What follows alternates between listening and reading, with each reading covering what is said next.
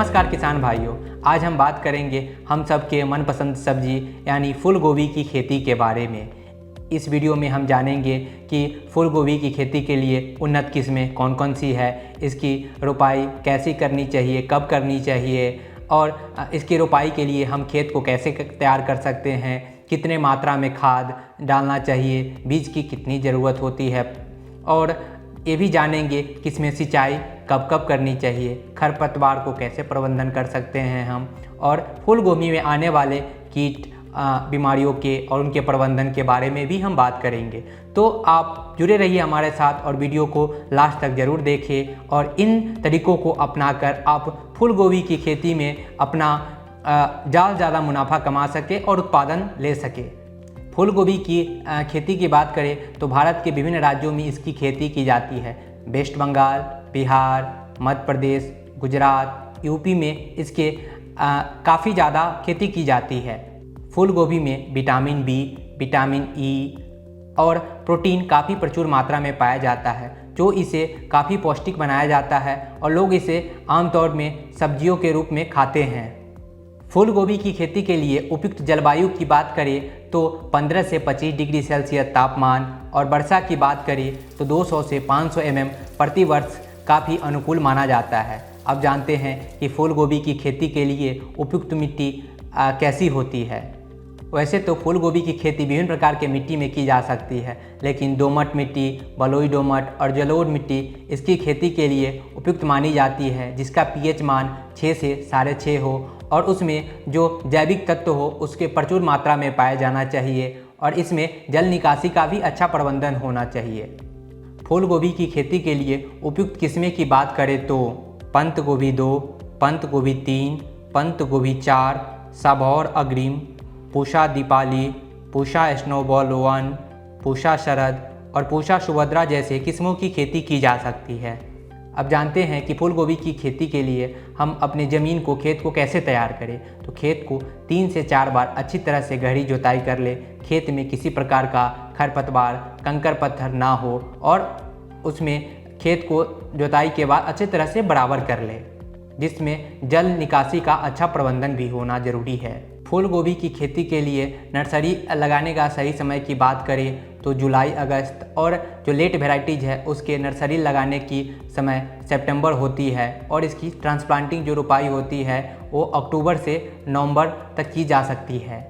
फूल गोभी की खेती के लिए पौधे के बीच की दूरी की बात करें तो एक पौधे से दूसरे पौधे के बीच की दूरी 45 से 50 सेंटीमीटर और एक रो से दूसरे रो यानी कतार के बीच की दूरी लगभग 60 सेंटीमीटर उपयुक्त मानी जाती है। अब जानते हैं कि फूल गोभी की रोपाई कैसे की जाती है। तो आमतौर पे ट्रांसप्लांटिंग मेथड का प्रयोग किया जाता है। किसान फूल गोभी को नर्सरी में उसके पौध को तैयार करके मुख्य खेत में इसकी जब 2 से 3 पत्ती आ जाती है तो इसकी रोपाई मुख्य खेत में की जाती है।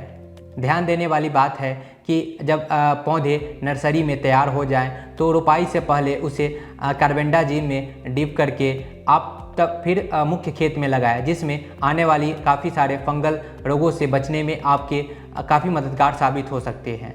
अब जानते हैं कि फूल गोभी की खेती के लिए बीज दर कितने मात्रा में प्रयोग करना चाहिए। तो 400 से 600 ग्राम बीज को प्रति हेक्टेयर के हिसाब से इस्तेमाल करना चाहिए। बीज उपचारण की बात करें तो 2 ग्राम थीरम या कार्बेंडाजिम को प्रति केजी बीज के दर से उपचारित करना चाहिए, जिससे फूल गोभी में आने वाले जो फंगल रोग है उससे नियंत्रित पाया जा सकता है।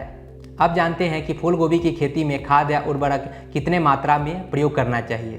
तो फार्म यार्ड मैन्योर की बात करें तो लगभग 20 से 25 टन प्रति हेक्टेयर के हिसाब से अंतिम जुताई के समय खेत में डालना चाहिए। उर्वरक की बात करें तो 326 KG urea, 466 KG single super phosphate और 133 केजी म्यूरेट ऑफ पोटाश को खेत में प्रति हेक्टेयर के हिसाब से इस्तेमाल करना चाहिए। ध्यान देने वाली बात है कि इन उर्वरक के इस्तेमाल से पहले अपने मिट्टी की जांच अवश्य करवा लें। अब जानते हैं कि फूल गोभी की खेत में हम खरपतवारों कैसे नियंत्रण करें। तो रोपाई के 25 से 30 दिन के बाद ज़रूरत के हिसाब से आप निराई गुड़ाई करके नियंत्रित कर सकते हैं। अगर इसमें खरपतवार की समस्या ज़्यादा हो तो आप 1 kg पेंडीमेथिलीन को प्रति हेक्टेयर के हिसाब से आप छिड़काव कर सकते हैं। जिससे खरपतवार को नियंत्रण करने में मदद मिलेगी। फूल गोभी की फसल में सिंचाई की बात करें तो ज़रूरत के हिसाब से 4 से 6 बार करनी चाहिए। अब जानते हैं कि फूल गोभी की फसल में मुख्य रूप से कौन कौन सी बीमारी और कीट का हमला देखने को मिलता है। तो कीट की बात करें तो diamondback moth, cabbage aphid, tobacco caterpillar, cabbage caterpillar, इन सभी कीटों का हमला ज़्यादा देखने को मिलता है। फूल गोभी की फसल में बीमारियों की बात करें तो damping off, black rot, downy mildew, leaf spot, club rot, इन सभी बीमारियों का हमला काफ़ी ज़्यादा देखने को मिलता है। इन सभी कीटों और बीमारियों के बारे में विस्तार पूर्वक जानकारी के लिए इनके सिम्टम्स कैसे होते हैं और इनको कैसे हम जान सकते हैं कि इनका हमला किस रूप में हुआ है, कब हुआ है, तो इन सभी विस्तार पूर्वक जानकारी के लिए अपनी खेती ऐप के खेती बाड़ी सेक्शन में जाकर आप कॉलीफ्लावर यानी फूल गोभी के बारे में विस्तार से जानकारी पढ़ सकते हैं, प्राप्त कर सकते हैं। और इन कीटों और बीमारियों के रोकथाम के लिए आप अपनी खेती ऐप के प्रश्न पूछे सेक्शन में जाके आप माहिरों से आप अपना सवाल पूछ सकते हैं। कितने मात्रा में कौन से कीटनाशक या जो फंजीसाइड है, इंसेक्टिसाइड है, उसके कितने मात्रा में प्रयोग करना चाहिए, कब करना चाहिए, अपना सवाल आप विस्तार से पूछ सकते हैं। माहिर आपके सवाल के जवाब देंगे। फूल गोभी की कटाई जब उसके जो कड़ हैं, उसके जो गोब है, अच्छी तरह से तैयार हो जाने के बाद करनी चाहिए। कटाई के बाद अच्छी तरह से इसको सफाई वगैरह करके इसे पैकिंग वगैरह करके मार्केट में सेल करने के लिए भेज सकते हैं आप। इन तरीकों को अपनाकर आप फूल गोभी की पैदावार को बढ़ा सकते हैं। धन्यवाद।